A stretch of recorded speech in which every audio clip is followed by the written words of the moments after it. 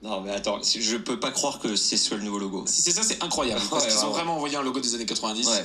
En se disant, La modernité. On a souvent tendance à se moquer des mauvais designs, comme si c'était facile, comme si c'était évident, comme si nous, les créatifs, on n'avait pas mis des années à apprendre la composition, la signification des couleurs ou le message derrière une police d'écriture, comme si on n'avait pas passé des nuits entières à se battre contre un logiciel qui plante. Mais au fond, pourquoi on est si arrogant ? Peut-être qu'il faut qu'on voit les choses différemment. Peut-être que c'est notre rôle, nous les designers et les artistes, de rendre le monde plus beau et plus accessible. Moi, je trouve qu'il y a quelque chose de fascinant dans les petits messages qu'on trouve dans la rue. Pas les grandes affiches publicitaires, mais ceux qu'on remarque même plus. Ces affiches, ces enseignes, ces messages coachés un peu de travers et qui sont faits par des personnes qui ont essayé, quels que soient leurs moyens ou leurs compétences. Alors aujourd'hui, j'ai décidé de donner un coup de pouce à ces courageuses et ces courageux. Dans cette nouvelle série de vidéos, je redesign des posters dans la rue, anonymement et gratuitement. Bon, avant de commencer, on va se fixer quelques règles. Règle numéro 1, je choisis uniquement des affiches qui aident une personne ou un projet local qui de toute façon n'aurait pas le budget pour travailler avec un designer. Règle numéro 2, chaque affiche doit avoir un style différent. Pas de triche possible, je refais pas 3 fois le même design. Règle numéro 3, un poster, 1 heure. Le but c'est pas de comparer un design amateur avec un rendu ultra pro sur lequel j'ai passé une semaine. Ah, et pour les petits malins, je vais bien sûr anonymiser toutes les infos personnelles dans mes redesigns. En parlant de ça, je viens de passer devant cet atelier de réparation de vélo qui est animé par des bénévoles. C'est le genre de lieu que j'aime bien parce qu'ils participent vraiment à rendre un quartier vivant. Et malheureusement, leurs horaires sont affichés sur une simple feuille écrite à la main. Par contre, j'aime bien leur devanture très simple avec ce logo en ignorant style. L'ignorant style, c'est une esthétique qui vient du graphe et qui a ensuite été popularisée par le tatouage. C'est un style volontairement naïf, presque enfantin, qui va complètement à contre-courant des designs hyper léchés et très contrôlés. Il rejette les règles et les normes et met en avant la spontanéité. Est-ce que par hasard, on n'aurait pas trouvé le style parfait pour notre atelier de réparation de vélo ? Je commence par reprendre toutes les informations de l'affiche et je m'en sers pour créer une structure très simple, très épurée. C'est cette structure qui va servir de base pour accueillir les éléments plus humains. Ensuite, je recrée le logo de l'asso pour l'avoir en bonne qualité et pour pouvoir l'intégrer facilement à mon design. Et à partir de là, j'ai plus qu'à me laisser aller, je dessine plein de petits éléments un peu partout sans trop réfléchir. Et évidemment, j'oublie pas de dessiner un beau vélo. Si, c'est un beau vélo. Non mais aussi, vas-y, essaie de dessiner un vélo. J'ajoute quelques informations qui représentent l'association.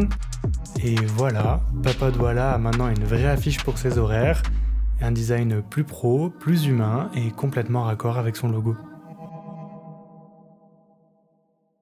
Ok, vous êtes pas prêts pour la deuxième affiche que j'ai trouvée ?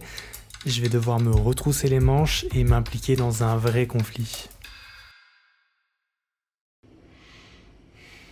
Bon, là on est sur l'affiche classique de voisinage avec la grosse typo rouge, le panneau d'interdiction et une image générée par IA. Le problème c'est que ça a pas vraiment l'air de marcher parce que quand j'ai trouvé l'affiche, il y avait des poubelles juste dessous. Top les voisins.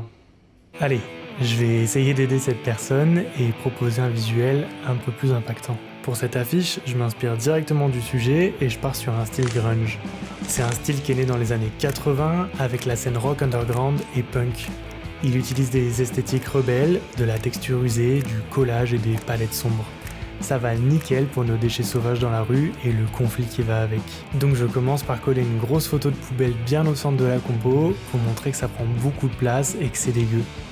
Comme pour la première affiche, je reprends le texte de la version originale, je trouve que la formulation est assez marrante avec la rime. C'est bien beau de réprimander, mais le plus important c'est d'éduquer. On peut imaginer que les voisins sont pas conscients que ça gêne. Donc j'ajoute les infos de la ville de Bruxelles sur les encombrants, comme ça y a plus d'excuses. Au final, ça donne une affiche avec plus d'identité et j'espère plus d'impact pour nos voisins pas très attentionnés. On s'en fait une dernière ? On s'en fait une dernière. Cette annonce pour des cours de mandarin était un peu perdue au milieu d'un grand panneau plein d'affiches. En vrai, encore une fois, le texte est déjà très bien. Une personne expérimentée qui enseigne à la fois la langue et la culture. Le message est clair, on n'en demande pas plus. Malheureusement, le design est un peu en dessous. Avec une photo Shutterstock, trop de couleurs dans le texte, c'est pas tout le temps lisible et il y a même une info qui a été rajoutée à la main. T'inquiète pas prof, je m'occupe de tout. Déjà, je vais pas prendre de risques avec des codes culturels que je maîtrise pas, alors même si graphiquement il y a un potentiel de ouf, je vais pas tomber dans la facilité et utiliser de caractères chinois. Mais il y a un symbole qui reste hyper reconnaissable, la lanterne rouge. Et pour cette affiche, j'ai bien envie de tenter un style illustratif assez minimaliste, tout simplement parce que ça me fait plaisir. Donc je dessine ma lanterne avec des formes très simples et j'y ajoute le titre bien visible pour attirer directement le public intéressé par les cours. Comme la composition est très verticale, je vais jouer avec ça et placer les points forts du cours le long de la lanterne. Et pour finir, un bandeau ultra lisible avec des informations de contact tout en bas. Comme ça, on a un sens de lecture bien défini pour guider le regard du titre jusqu'au moyen de contact.